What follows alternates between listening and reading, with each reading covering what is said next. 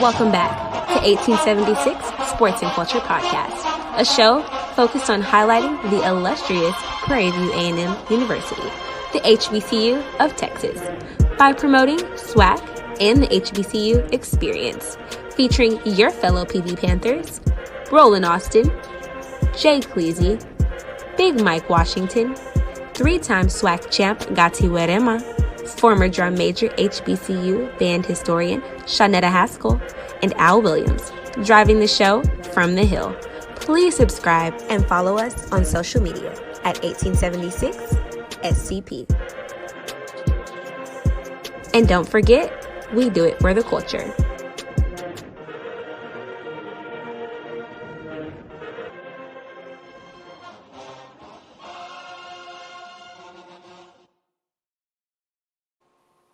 All right, welcome to the 1876 Sports and Culture Podcast. We've got, easier to say who's here. We've got Roland out, we've got Joe out, we've got T out, but we do have Dr.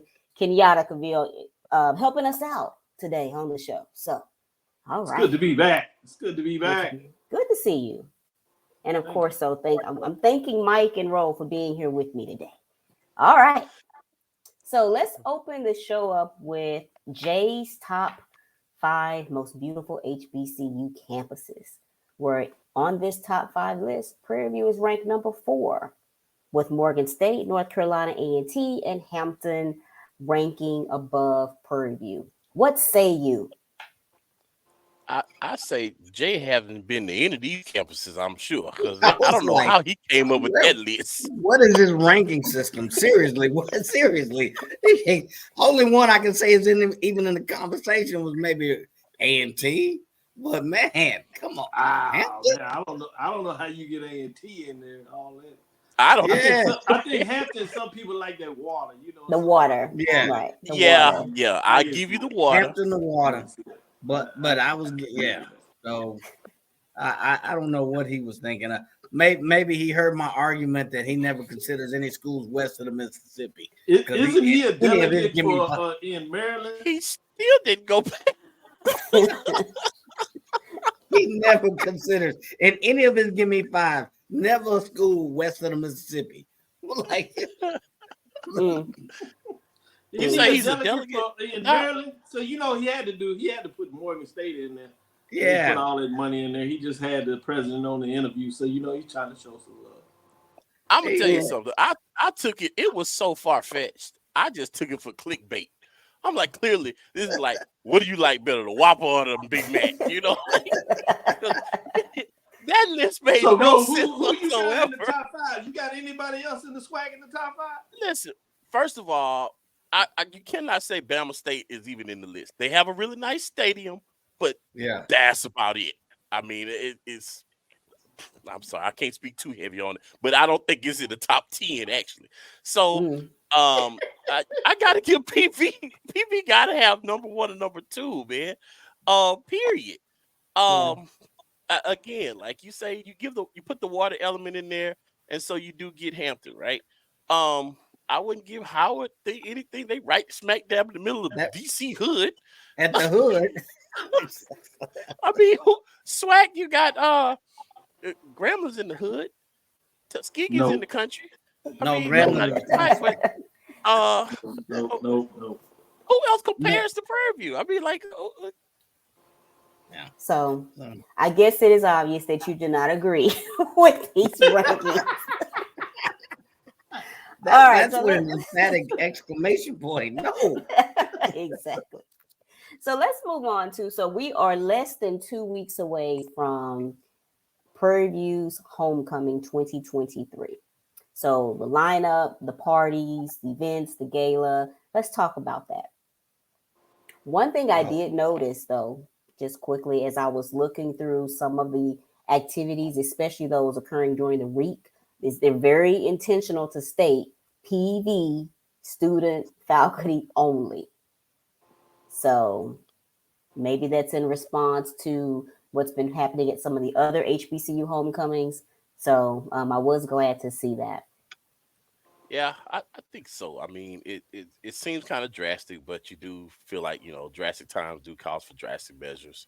Mhm. We want everybody to have a very safe homecoming, and I think, kudos to the university, the campus police, the homecoming planning board, and all the folks involved to try to do something to make sure that they're able to contain homecoming as much as possible. We know it's probably going to be well over 70,000 people again this year. It's that's a hard mass crowd to control. So, um, shoot, even my daughter's talking about she trying to go to the concert. I'm like, how you go? What you even know about the concert at Purview?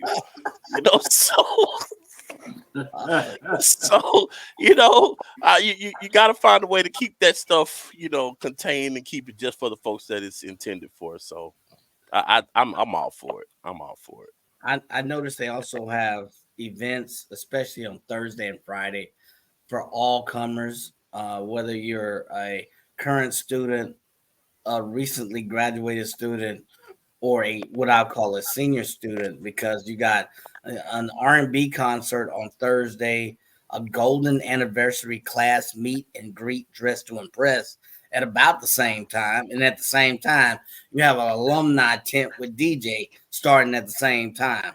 So if you confused, there's always still the fourth event that starts at 7 p.m. It's the Club 1876 alumni tent with DJ. So all four events start at 7 p.m.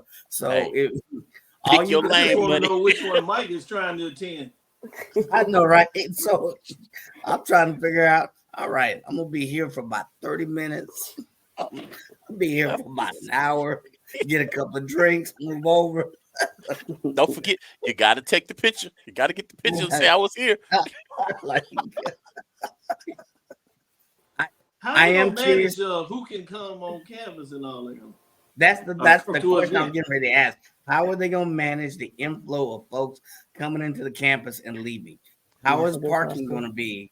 That's a big question with a lot of folks. So it's usually those of us who are the long haulers, right? The seasoned veterans.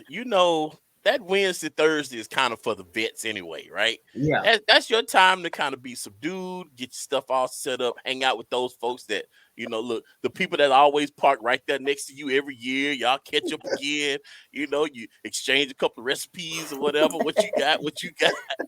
Is So is that I all don't think we expect? it shouldn't be a problem, right? Because those are just for those diehard the veterans gonna come out on Wednesday, Thursday, right?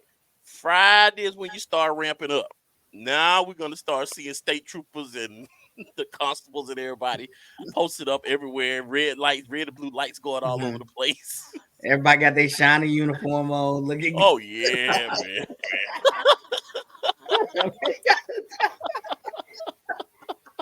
oh gosh.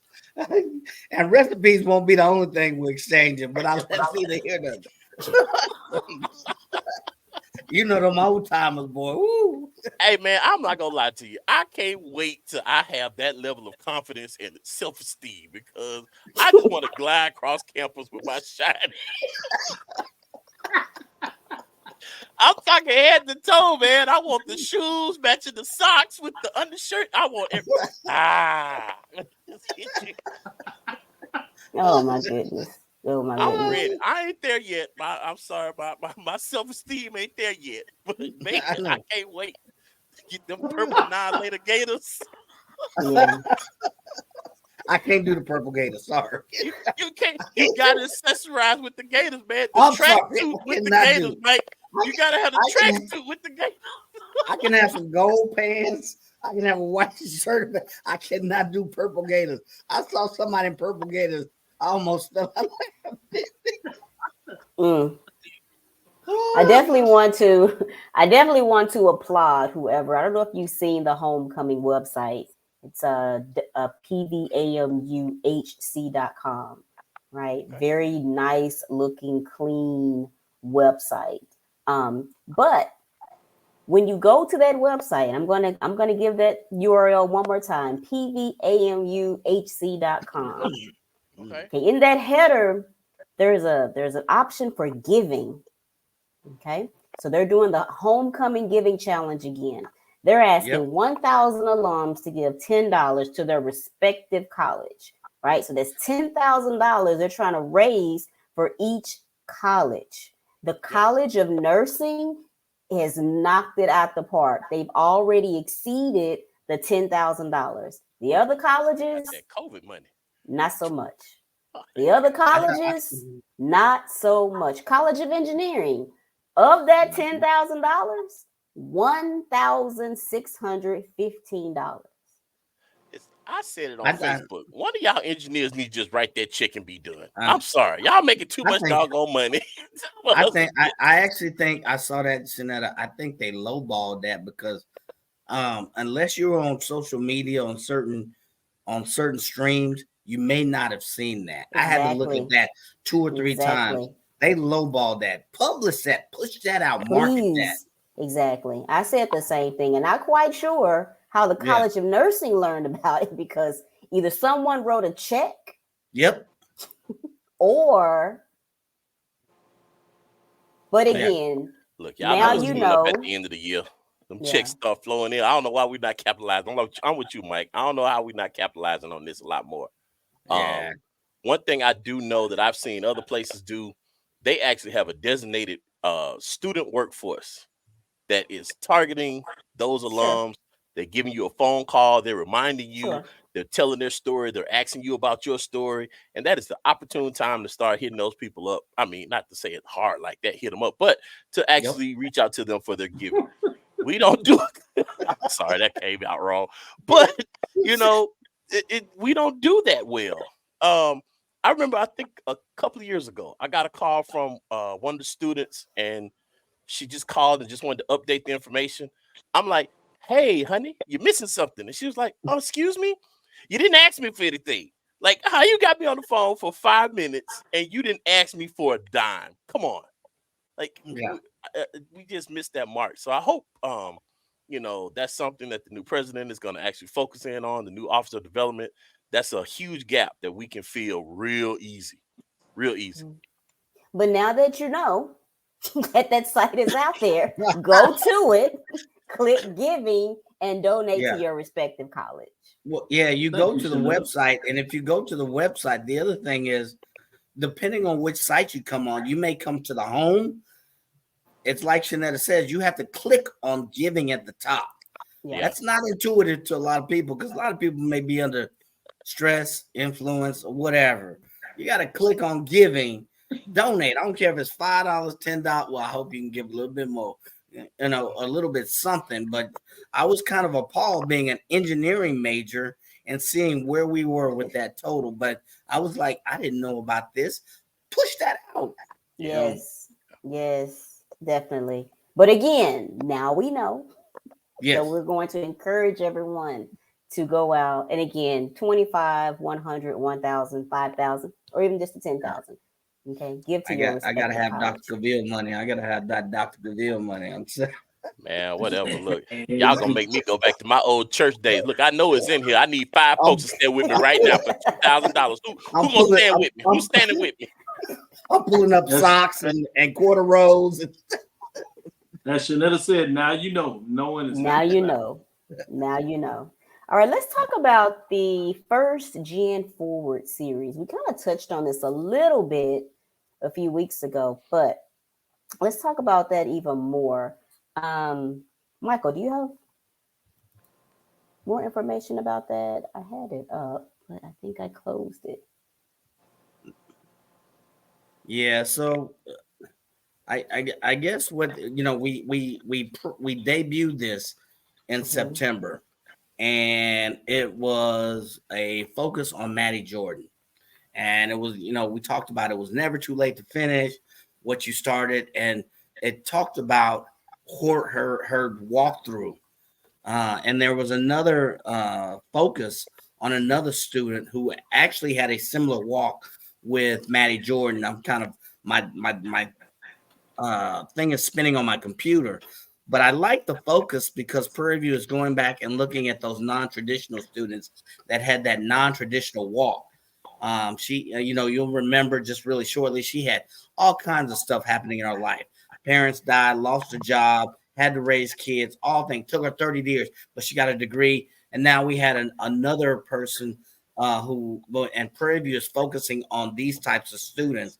I'm wondering if it's a growing population of students that are graduating from Prairie View. So that's a question that kind of sticks to the back of my mind. I like it. Did they speak anything on using the general studies to recruit these students? They did mention them through the. No, Dr. Bill, they mentioned it in a separate article, not in the one that's on Prairie View site, because I was looking more into it, and they were like, I was like, let me find out more about this. And they said there are certain programs. They did mention general studies was one. They mentioned another one like educational. Oh, don't give me. I don't want to misrepresent the field, but they mentioned several fields that were reaching out to these individuals that had, life happened, and they're bringing them to Prairie View. And I just thought it was a really good, heartwarming thing that Prairie View is doing. Yeah, I agree. Roland, were you going to say something?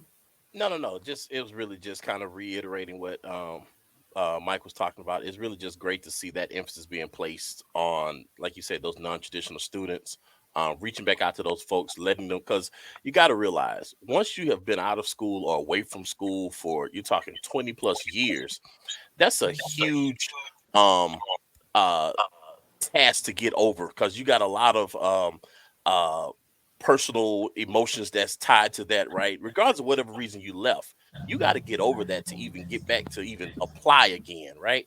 So it's great that they're making those folks feel like, hey, you're in a safe space. Once a Panther, always a Panther. Come on back, finish your degree, and let that degree continue to to enhance your life. So I'm all for it, And special shout out to one of our very own Narita Johnson's mom, who's Rita Johnson, Miss Rita.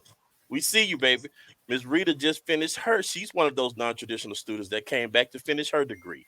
So we're super proud of her and the many more like her that's going to follow. And I say kudos to this program to even come into light. And I hope we continue to shine it bright so that more people can realize you can come back and finish your degree and be an alum, because we put a lot of emphasis on alumni when we say I finished, I graduated. So we want everybody to be in that number. Listen, you can't even. That's serving the needs of Texas, because there was a report out there that talked about the number of students that had some colleges, and for whatever reason, as you perfectly said, life happened and they were not able to complete the degree. Yep. So there is some emphasis in the legislature for institutions that are finding ways to go back and support those students, re-engage them, and put them in a program such a way that they can recapture some of the credits and move forward ultimately to graduation status. Now, Doc, when you say support, you mean financial support? So there's some there's some legislative funds out there. Man, that's even better.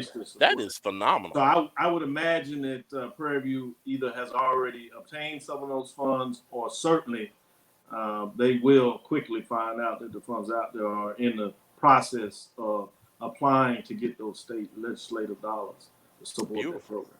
Beautiful. Very nice. Very nice. All right, let's move on over to our volleyball team here. They're doing some really good things. Mike, fill us in. Well, first of all, I cannot do this any justice, man.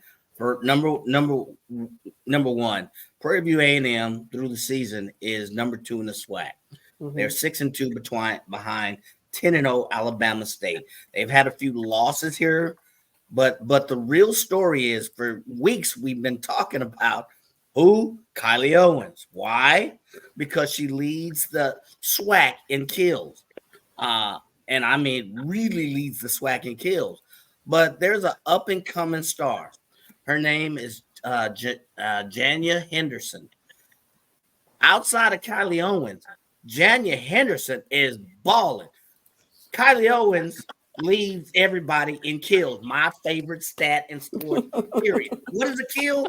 It's when you hit a ball and the opposition cannot return it, period. Because it hit so fast, it was such velocity, it was such whatever.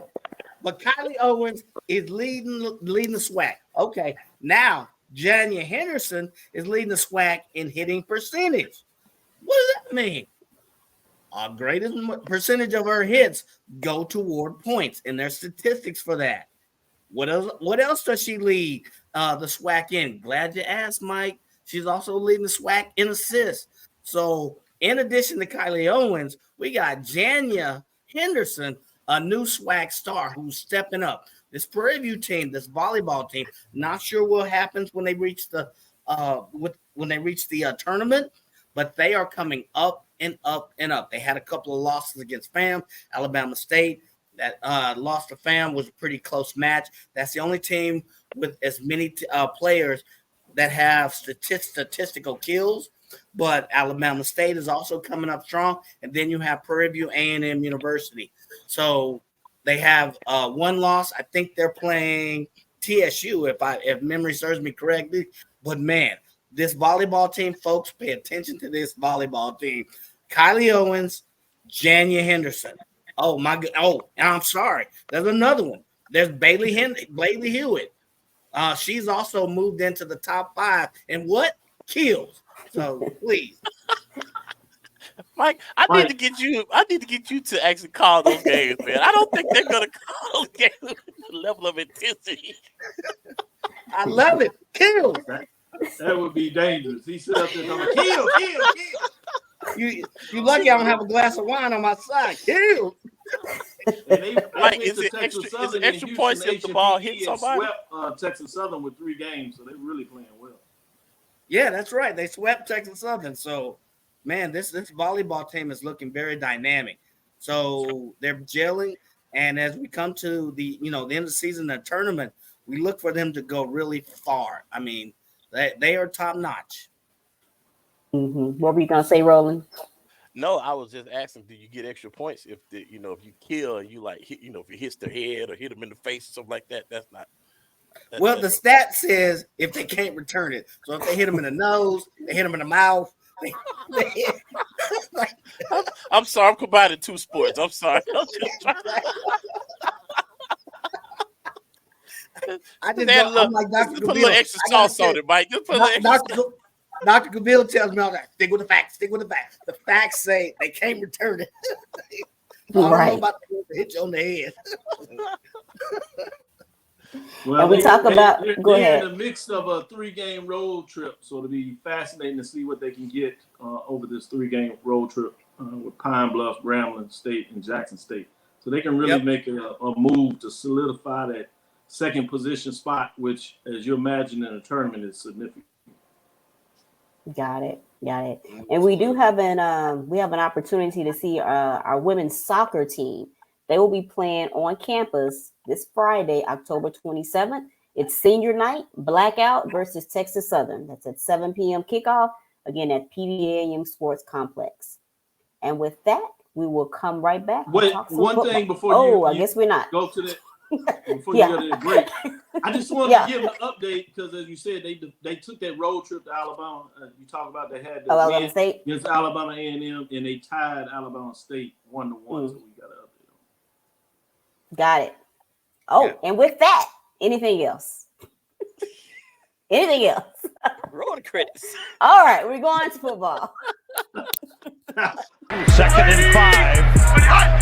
First to the hole up the middle. He breaks free. The 20, the 10. Touchdown, Prairie View. And it is Tristan Wallace. All right, cool. Now, the cool thing about that clip is it mentions Tristan Wallace. So what's cool about him is that he just signed a letter of intent to play football, XFL, for the Houston. What is Houston's team? XFL Roughnecks. Team. Houston Roughnecks. Roughnecks. Got to have a roughneck. Ride or die. Okay. So shout out to him for that. So now we go ahead. Real quick. One big thing is it was Tristan Wallace and I think Elijah Blades. Mm-hmm. I think he came from a community school, I believe, in Arizona. One of the things that people are saying is that he had several offers. He signed a letter of intent with the Roughnecks, but not as a wide receiver, as a tight end. So that's a big change for him. But hats off, congratulations to him. I'm looking forward to see what he can do as a tight end with the Roughnecks as opposed to a wide receiver. Gotcha. All right, so the next game for our Panthers, they make the trip to FAMU for FAMU's homecoming. So let's talk about our hopes. I don't sound excited about that at all. I know, right? Our hopes and our desires. Well, first of all, let me leave this off. We're heading down the road to play. I get back from Argentina Friday night. I'm on the plane early this morning to Greenville. From Houston to Atlanta is the first stop. And what do I have? 1/3 of the plane is FAMU. What do they get on the plane doing? Drinking and talking noise. FAMU alumni, old school. And so we up in there, and I happened to sit next to one of them, and he looked over me. You know that old man, y'all gonna be ready next week? I was like, so you know me, I'm not backing down. I was like, we're gonna beat the brakes off that. So he's like, all right. So I'm talking much noise, talking it up and hyping it up. And then I was like, so what's up with the band? Y'all that little 100 is it 88 or 99 or 100? He was like, you know what it is. So it was we actually held up the plane because we were so much jawing, and then 2 or 3 of his alumni had to jump into it. Oh, I know that ain't Prairie View jumping. Yes, it is Prairie View. So I pulled out my little Prairie View hat. Yes, we don't back down. So anyway, I that's our lead in to Prairie View going to FAMU this next weekend. So I talked it up. Yes, I did. Yes. You gotta keep talking the trash. Yeah, we stay ready. Yeah, we stay ready. We stay ready. But ready for what? We have exactly. So who's going? Who's going to the game? Okay. I was going and I had to cancel the trip. And it's not because I don't have the confidence. It's a different story. I canceled the trip because my wife is traveling, and somebody has to make sure that we are taking care of Deuce, the 9-year-old that you always see tagging along with me. Yeah. So that's my responsibility for the week. So I'm not able to make the trip. But to the point on this, I think for the football team and all those in serious talk is most folks have FAMU ranked number 1. HBCU sports. They're a top 25, top 20 FCS program. Yeah. Some of them may have them number 2 with North Carolina Central out there. But you talking about a chance to make a statement. These players and coaches, you got to believe they're going to be focused. They're going to be hungry. You're going down. You feel kind of disrespected because they put you on homecoming. It's a homecoming team. Yeah. It's been a while where Prairie View was the homecoming team. And obviously it's different now with expansion. It's not necessarily because they see you differently. It just happens to be that. But it doesn't mean you don't use it for bulletin board material. And you have a team that at times can be very explosive. Obviously, the last game was disappointing. But in a lot of ways, this is the type of team that can cause problems. FAMU has had a problem starting off in the first half. And so if you can find a way to get to them early, get on top of them, maybe you can make them play in a different style. Maybe you can make them fight back and you find a way to get it done. This is the team that went to Alcorn that hadn't won there in a while, found a way to get it done. So you've seen glimpses of this team that's been able to play really well on the road. And to get to where they want to get to, which is to play in the championship game, this is one of the crucial road trips they got to win. Obviously, the next one is Southern. So this is the first chance they have a chance to make a huge statement across the FCS landscape for that matter, and specifically for HBCU sports. The game, as you know, has been bumped up to ESPNU, so it'll be a good one to watch. Yeah. I think that speaks volumes itself. The fact that it's been moved up to ESPN1. I think that folks have counted Prairie View out, and as Dr. Cavill, Prairie View had not won in Alcorn since 2015. So I think this, there have been some mistakes made by Prairie View on both sides of the ball. But I think one thing, this team does have the potential if they actually organize it, if they can actually be disciplined. And number three, I think they have some motivation here. I cannot be, because I had to cancel it because I have to babysit somebody from France. So, but I will be glued to the TV. Yeah, But I think there's some factors out there that lend to Prairie View's play if they can just take advantage of them. That's the key. Can they take advantage of them? And as Dr. Bill said early in the game, I say throughout the entirety of the game, can they carry that intensity throughout the entirety of the game? Not just one quarter, 2 quarters, but throughout all 4 quarters. So, okay. So guys, what do you think is going to have to be their strategy, right? You look at we just watched Texas Southern play them this past weekend. You know, and Texas Southern actually had them up at the half, right? Um, do you think Prairie View does Coach Bubba and staff have what it takes to actually put together an offense that's going to, find the holes within FAMU's defense enough to actually, because you can't give them much buffer, right? It's not going to be a blowout. We know that, and I don't think it's going to be a blowout on either side. I don't predict that. But what do you think Prairie View's strategy needs to be from an offensive standpoint? I think similar to what you saw Texas Southern do is said that jump on them early, but how do you do that? I think you want to take your short passes, make them come up to make the tackles. Sometimes they can get a little lackadaisical in the tackling, so you can get some big plays. Certainly doing some crossing routes would be nice with these receivers. And then if you can get some running game, you're going to have to use the backfield that we have, get them to run the ball, which sucks them in with the linebackers. They're going to be tough to run against up front, but you can get some yardage running wide, even though they're fast. Sometimes they get sucked up in the inside, and you can get some plays on the outside in terms of your running backs. If you can do that, now you can go over the top, which Prairie View really is effective when they are able to get the running game going. You can get that play action pass, and you can get some big plays on this FAMU secondary. The problem that you're going to have to look at is you got to keep this going. FAMU is the type of team, once they get the mojo and get the confidence and get the momentum, they can stack up points quickly. So you got to be careful when they get one or whatever that you don't let it be something that cascades. And that's some problems you've seen with Prairie View where they have allowed some teams, once they get some mojo, to kind of let things cascade. Alabama State also played them really well. You have to be up front, get in their face. You have to give them no run. You got to make sure that you let them know that you're here to play them and that you're not scared of them. And I certainly believe Prairie View's team is going to be in that mindset. But you're going to have to be aggressive at the point of the attack, which does leave you wide up on the backside. So those are some things that you got to kind of consider in this matchup in terms of making it work. Yeah, I think, if you look at that TSU game, only 131 yards rushing, but they were much more effective passing, making them kind of one-dimensional. And Prairie View, in my opinion, has a much better running game than TSU. If they can use both sides much better than TSU did, I think they have a shot at being competitive, much more competitive in this game, and jumping on them very early. The other thing is, Dr. Cavill mentioned the crossplay. Change up the plays. Let's change up. Let's shake that thing up.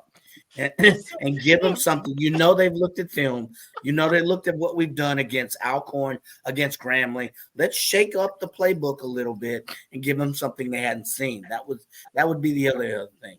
Now, that's about what I. Hey, just turn it over to the back, maybe. Yeah. What the thing is if you're going to do that, and I know we've been kind of asking for that, but this would be the perfect time because you had the open week, so you had more time to be able to teach any nuances of new things that you want to do, because it really is tough generally week to week plan to make major changes in your offense. It's just not realistic with the amount of time. But the open date gives you the opportunity to make some key, one, get healthy, and two, as you said, make some key changes. Last thing I'll talk about, Mike, whenever you're with some rattlers, they really excited about Jake Gaither. But ask them the coach that gave Jake Gaither much of his problems, particularly in the Orange Blossom Classic, that they're legendary have found down there, and it's one other than Billy Nix. 2-2 overall against them. And then you're talking about FAMU, Prairie View's record against FAMU, 4-2 overall during that mighty history. And in the crux of all those championships FAMU was winning, Prairie View was winning at the same time in the 50s and 60s. So they really don't want to go there with the history. Prairie View was 3-1 in the OVC, 1-0 in the Prairie View Bowl in terms of that 4-2 record. With again Jake Gaither being 2-2 in that matchup. So that's a little history that we can put out there. Listen, I appreciate that. I love it. I didn't have all that. I appreciate that. I said when I looked up and saw Doc was on, I said, "Doggone, I ain't got my notes or nothing. I know you were gonna throw something at you that you weren't ready for." He do it to me all the time on the show. Mike, what are your thoughts when they went third? I don't know. No, before we switch from this game, I guess I gotta, look, we know offense. I think it was a no-brainer, right? That was a kind of toss-up pass. But what do we have to do to overcome, our secondary gap, right? Defensively, what do we do? He said, "Okay, well, they say next question." Yeah, I mean, in all seriousness, it's gonna be tough because that's probably what FAMU does the best of. Is going over top. Some people are a little concerned with FAMU if they throw so much. So they will give you some opportunities for interceptions. But they throw it so much, they also can get some big plays. So you got to find a way to kind of push back on these big plays. They haven't been successful with the run.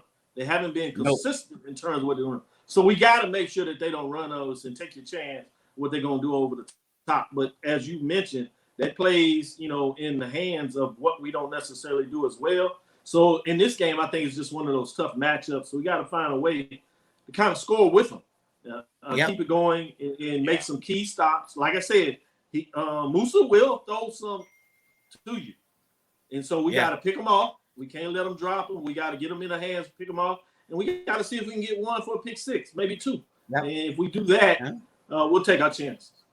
Yep, he's not Superman. He'll throw some ducks. Yeah. And the corners. I mean, I keep saying it. That ball, you have access to that ball too. Like you too can catch that ball, right? And I feel the games that I've watched, it's just more about stopping. Like, look up, just look up for the ball. Please. It's right here. It's really right there. It's right there. Because I'm thinking about, I hear everything that you're saying, but I'm also thinking about the environment that they're going to be playing in. Oh, God. You got to get your mind right for that. Oh, boy. Yeah. ESPN homecoming too. Oh, my God. In that layer. And the thing is, they haven't, this group, obviously with expansion, they haven't seen it. They've seen it at Jackson. They've seen it at Southern. But they hadn't seen it at FAMU, so it will be a new experience. A great point. Oh yeah, it's next level, man. For those of you who have not experienced a FAMU homecoming, it's next level. And the game, the level of an intensity at that game is off the charts. And the other thing is our fans got to don't get shook up. Don't look at them fans. They get to talking to you. Those fans will keep talk. Focus on the field. Don't look back. Don't do not overindulge before you go to the game. I don't want anybody to get hemmed up. Make a reel because you get tossed into the back of the paddy wagon because they got to you. Well, all you got to do is listen to this session and throw out Billy Nix. It's done. That'll shut everybody up then, huh? Billy Nix. They get nervous then. Yeah. Then you go to the barbershop. Every time we talk about FAMU Prairie, they want to throw a Billy Nix. Of course. Yeah, Billy Nix beat out. Yeah, he did. Why you got to keep throwing up old stuff? Y'all don't want to round it up. No. Right. So, all right. So that's next week. Hopefully, I'm hoping and everything. I'm watching it. I'm gonna watch it with my dad, and I'm hoping this time next week I have a smile on my face. Absolutely. Absolutely. And we'll be back with some We Ready shout outs.